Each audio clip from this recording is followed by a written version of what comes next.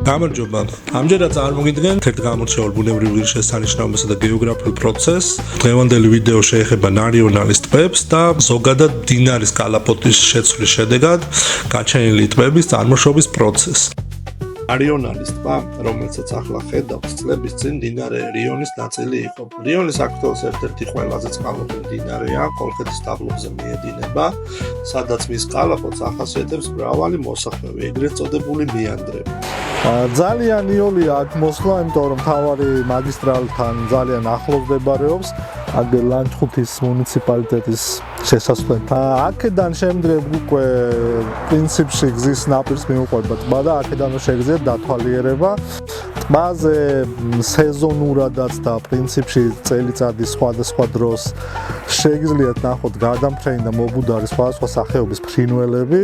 თვითონ ტბა ძალიან კარგი ნიმუშია იმის მდინარის კალაპოტის შეცვლის შედეგად როგორ ხდება ნამდინარევი ტბები. რაც შეეხება მეანდრირებას, ეს ციკლური პროცესია, რომელიც ნაპირების გარეცხვით თანდათან ზრდის კალაპოტის კლაკნელობას. კალაპოტის კლაკნელობა იცვლება დროში და მისი ცვალებადობა სხვადასხვაგვარ ხასიათს ატარებს.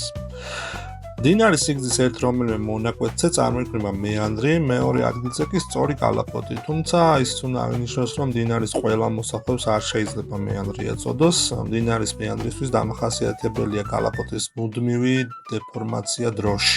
მსოფლიოს მასშტაბით ასეთი ტიპის წარმოშობის ტბები განსაკუთრებით ხშირია დაბლობებზე, სადაც მდინარეებს დიდი სივრცე აქვს გადაადგილებისთვის.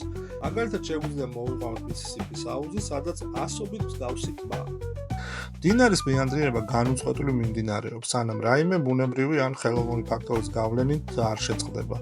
ერთ-ერთი ასეთი ფაქტორი შესაძლოა იყოს მდინარის კალაპოტში მეანდრების ერთმანეთთან ისე დაახლოება, რომ წყალდიდობისას წყალმა დატოვოს თავისი კალაპოტი, მოხილობის ერთი ტოტიდან გადავიდეს მეორეში და გაასწოროს კალაპოტი. საბოლოოდ ყოველი მეანდრი წყდება მდინარის კალაპოტს და იქცევა ნამდინარევად, ხოლო მდინარე განაგრძობს თავისი ახალი მეანდრების შექმნას ახალი მიმართულებით.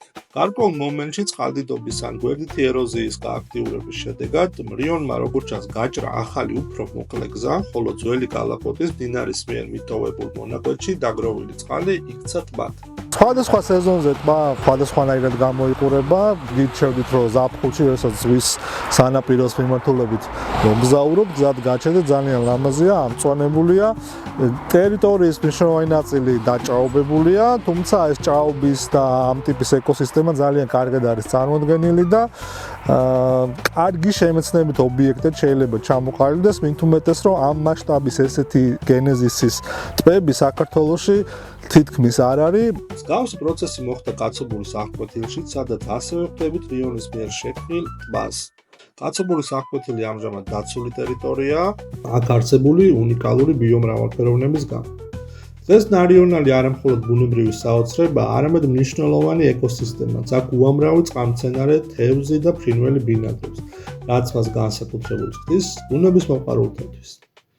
აი ასეთი იყო ნარიონალი ტბების ისტორია, მდინარე რიონის ცვალებადი ბუნების შედეგი, რომელმაც კოლხეთის დაბლობს ეს საოცარი ტბები აჩუქა. მეანდრირება კი როგორც აქტიური გეოგრაფიული პროცესი, ბუნების ძალისა და მისი შემოქმედობითობის შესანიშნავი მაგალითი. ბოლოს შეგახსენებთ იმასაც, რომ ჩვენი პროექტი ხორციელდება მხოლოდ და მხოლოდ ჩვენი ქვეყნის ლამაზი და გამორჩეული ბუნების მხარდაჭერით და ჩვენი დიდი მონდომებით.